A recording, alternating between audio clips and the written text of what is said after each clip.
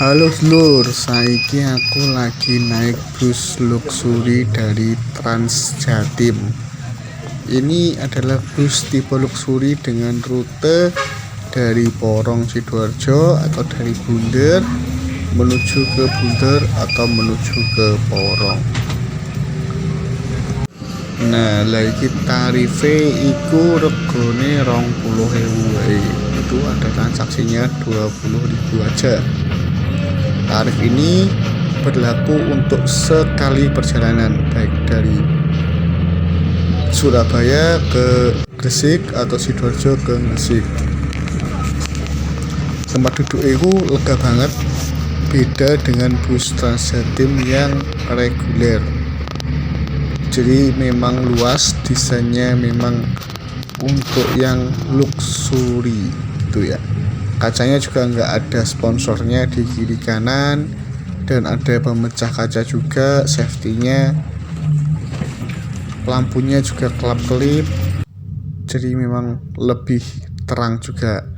Terus di sini yang layani adalah pramugari. Kalau yang bus reguler kadang dapat pramugari, kadang yo oleh pramugara. Nah, kalau bus ini pramugari, nggak tahu, mungkin ini ada seleksinya khusus, jadi pramugarinya juga mungkin lebih diutamakan yang bus luxury ini. Ini tempat duduknya kayak bus patas banget, empuk, nggak bikin pegel, juga agak menyender gitu ya. Kalau bus yang biasanya itu kan lurus gitu ya, lurus terus agak keras di kursinya. Kalau ini memang bener-bener empuk, khas bus patas pada bus AKAP. Pelayanannya juga sangat ramah banget dulur. Tapi ya itu, tarifnya memang 4 kali lipat dari tarif reguler. Terus di bus luxury ini juga nggak ada pegangan tangan. Jadi bus ini tuh gak oleh sampean podo ngadeg nang bis iki, gak oleh sampean berdiri di bis ini. Jadi kalau tempat duduknya penuh, ya sudah, langsung nggak boleh naikkan penumpang karena memang nggak ada pegangannya. Beda dengan bus Trans Jatim yang reguler itu ya. Jadi memang lebih kelasnya berbeda, dan ini tujuannya adalah untuk orang-orang yang berpenghasilan di atas UMR sebenarnya. Kalau yang reguler itu sebenarnya yang ditujukan adalah orang-orang berpenghasilan menengah ke bawah atau mungkin sekitar UMR-an lah, tapi saya nggak tahu batasnya berapa. Tapi kalau nggak salah baca itu, kalau yang luxury itu targetnya di atas 7 juta itu harusnya sudah naik bus luxury, bukan bus reguler. Jadi memang tingkat kenyamanannya berbeda karena memang harganya 4 kali lipat. Kalau dibandingkan angkutan sejenis itu ada bus, kalau Surabaya Gresik ya ada bus Bojonegoro itu tarifnya 15.000, tapi bus yang ekonomi, atau bus Marangan itu tarifnya 12.000, itu yang ekonomi. Tapi kalau yang patas tarifnya 25.000. Jadi dia menyasar memang untuk kalangan yang mengutamakan kenyamanan. Nah, bisa dilihat nih, penumpangnya pada tidur ngorok-ngorok semua karena memang di sini nyamannya dapet. Kalau buat tidur juga masuk, apalagi kalau perjalanannya panjang dari Sidoarjo ke Gresik ataupun sebaliknya. Kalau dari Surabaya ke Gresik 30 menit, kalau bisa tidur ya silahkan dipakai tidur, tapi awas kebablasan gitu ya. Memang bus ini tuh idola baru, tapi jadwalnya dia yang terbatas. Jadi sehari itu hanya ada 2 kali PP kalau nggak salah, di jam pagi sama di jam malam. Nanti jadwalnya bisa dilihat sendiri di aplikasinya Trans Jatim.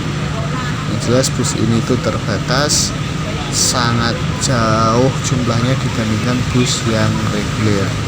Rata-rata penumpang bus ini ya memang yang pengen cepet sampai, yang tidak pengen berdiri dan yang tidak betah antri-antrian berdiri itu.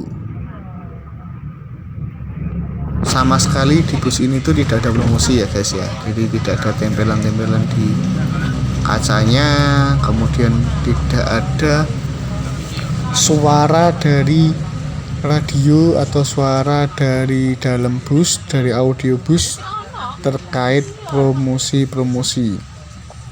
Beda nek sampean naik bus yang reguler, itu di samping-sampingnya bus biasanya ada promosi, kemudian pas naik bus di dalamnya juga ada promosi gitu.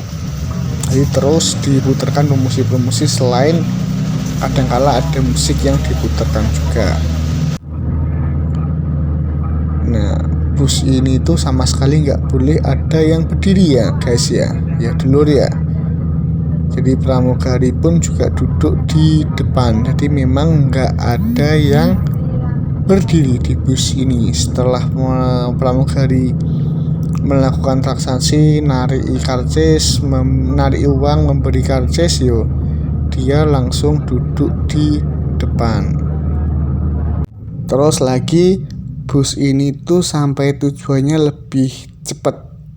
Kenapa?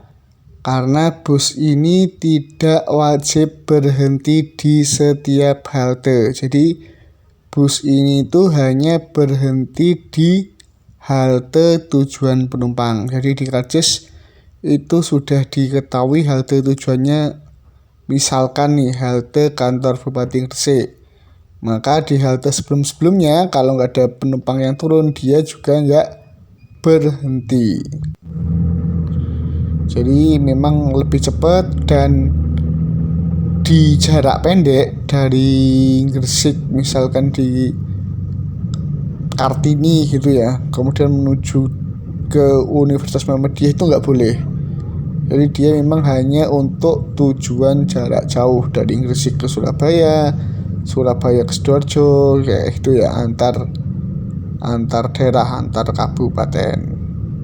Oke, thank you guys.